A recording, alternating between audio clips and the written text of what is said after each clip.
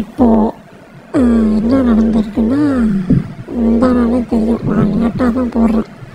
எல்லாம் வந்துக்கிட்டு ஆய்வு பண்ணுற நம்ம போடுவாங்க. என்ன ஆகுதுன்னா, இந்தியா பொறுத்தவரைக்கும் முந்தா நாள் பாகிஸ்தான் ஆக்கிரமிப்பு காஷ்மீரில் போய் பல இடங்களில் குண்டு போட்டிருக்கார்கள். அதுக்கப்புறம் இந்த பயங்கரவாதிகள் இந்த முகாம்கள் அங்கே போய் குண்டு போட்டு அங்கே உள்ள சில கட்டிடங்கள்லாம் தரமட்டமாக ஆக்கியிருக்கார்கள். சரி, பாராட்டுக்கூடிய விஷயம்தான், இல்லைங்க. என்னன்னா அதுக்கப்புறம் என்னன்னா, அங்கே லஷ்கர் தொய்பா இந்த பயங்கரவாத அமைப்புகள்லாம் அந்த மாதிரி குறி வச்சு தாக்கியிருக்காங்க. நல்ல விஷயம்தான். அதுக்கப்புறம் இன்னொரு லஷ்கர் தொய்பா அந்த உள்ள பயங்கரவாதிகள்லாம் ஒரு சில பயங்கரவாதிகள் கொலை செய்யப்பட்டிருக்காங்க.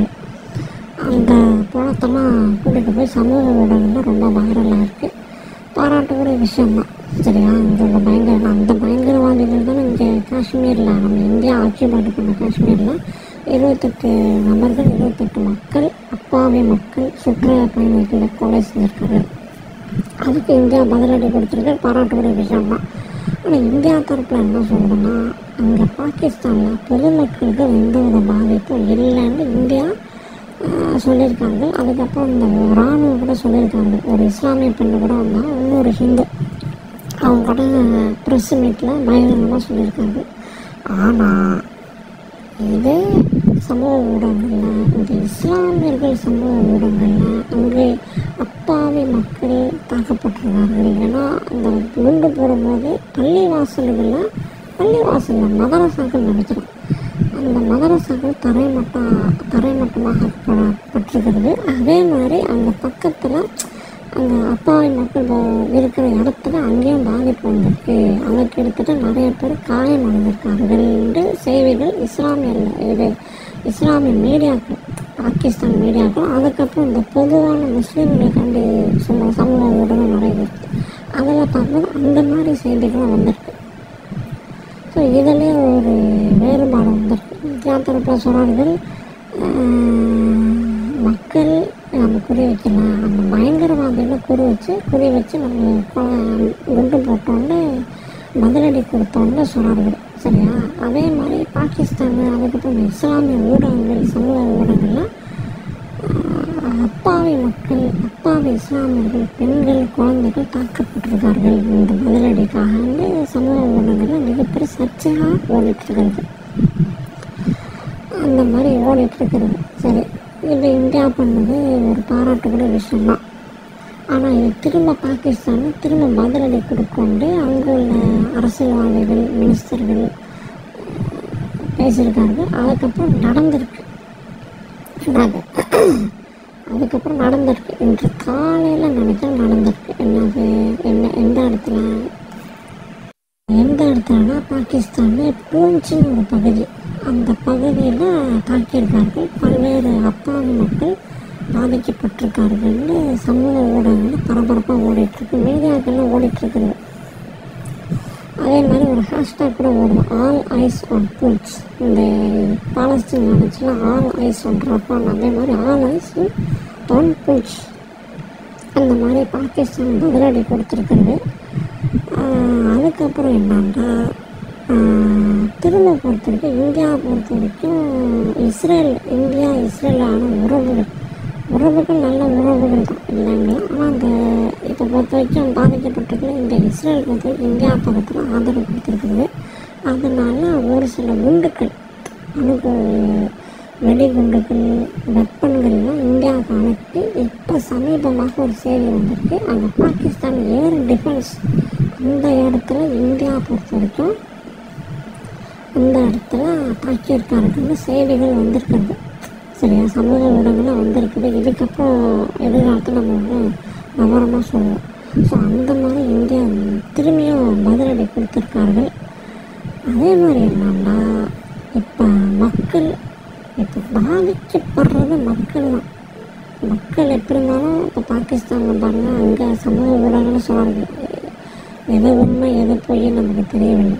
சரியா, சமூக ஊடகங்கள், இஸ்லாமிய சமூக ஊடகங்களில் பார்க்கும்போது அங்கே பொறுத்த வரைக்கும் அங்கே உள்ள பாதிக்கப்பட்ட மக்களை தாக்கியிருக்கார்கள், பாதிக்கப்பட்டிருக்கார்கள்னு செய்திகள் வருது. இங்கே இந்தியாவில் அந்த மாதிரி சொல்லப்படவில்லை. அதே மாதிரி இங்கே பூஞ்சில திரும்பியும் தாக்கியிருக்கார்கள். பாதிக்கப்படுறது அப்பாவி மக்கள் தான்.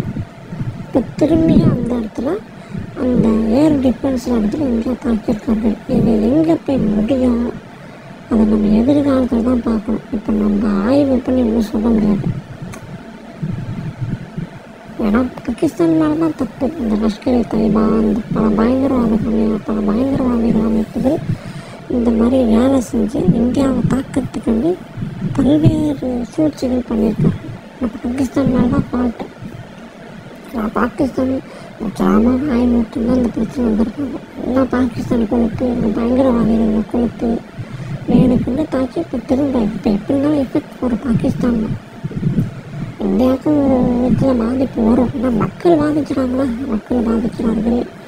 அதுக்கப்புறம் இங்கே உள்ள அரசியல்வாதிகளுக்கு ஒன்றும் கிடையாது. அரசியல் பண்ணுவாங்க, உங்களுக்கே தெரியும். என்னென்ன அரசியல், மத அரசியல், அந்த அரசியல் பல்வேறு சூழ்ச்சிகள் பண்ணுவார்கள். எப்படி இருந்தாலும் மக்கள் தான் பாதிக்கப்படுறாங்க. அதனால் என்னோட தீர்வுன்னா, என்னோட சஜஷன் என்னன்னா, இது முற்றிலும் நிப்பாற்று தான் நல்லது.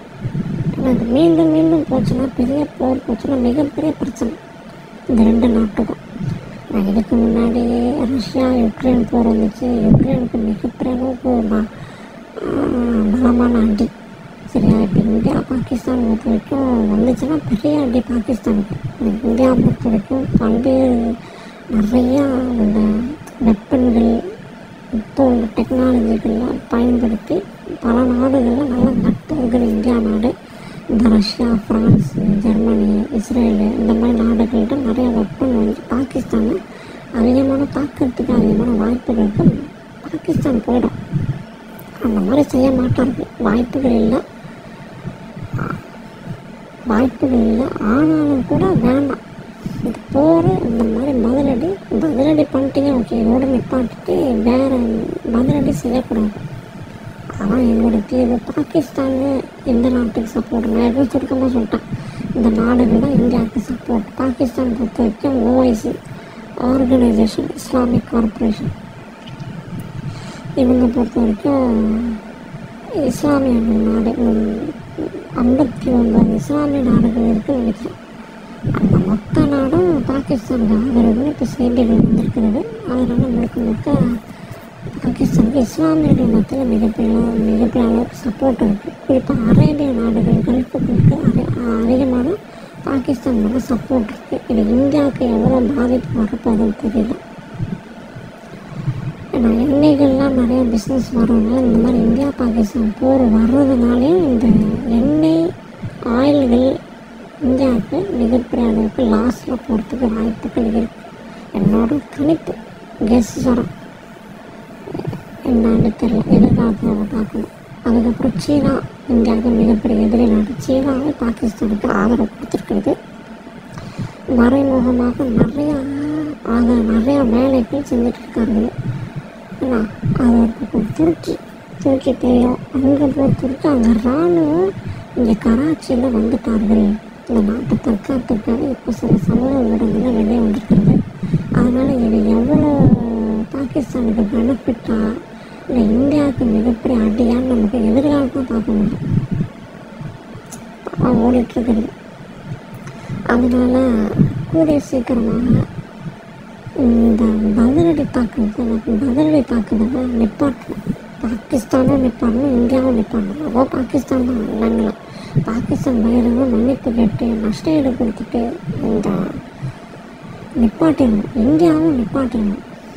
இந்தியா மீண்டும் நோண்டுறதுக்காண்டி போகலாம். பாகிஸ்தான் நோண்டினால தான் இந்தியா போகுது. அதனால் இரண்டு நாடுகளும் குறிப்பாக பாகிஸ்தான் மன்னிப்பு கேட்டு குறிப்பாற்ற அளவுக்கு நஷ்ட ஈடு கொடுக்கணும். உயிர் பயிற்சிலாம் 28 உயிர்கள். அதுக்கப்புறம் பல இடங்களில் குண்டு போட்டிருக்கார்கள். இந்த குறிப்பாக காலையில் சின்ன பகுதியில் அந்த இடத்துல பல இடங்களில் குண்டு போட்டிருக்கார்கள். பல்வேறு நஷ்ட ஈடுகள் போயிருக்கோம். நஷ்ட ஈடு பணமாக கொடுக்கணும். இது என்னோட சஜஷன் நடக்குமா என்னன்னு தெரியல. அதே மாதிரி இந்தியாவும் இந்த பதிலடி தாக்குதல் நிற்பாங்க. 2 நாடுகளும் மன்னிப்பு, குறிப்பாக பாகிஸ்தான் மன்னிப்பு கேட்டு இந்தியாவும் பாகிஸ்தானும் ஒன்றா இருக்கணும். அதனால் என்ன நடக்குதுன்னு பார்ப்போம் எதிர்காலத்தில். மீண்டும் அடுத்த பதிவில் சந்திக்கிறேன். நன்றி.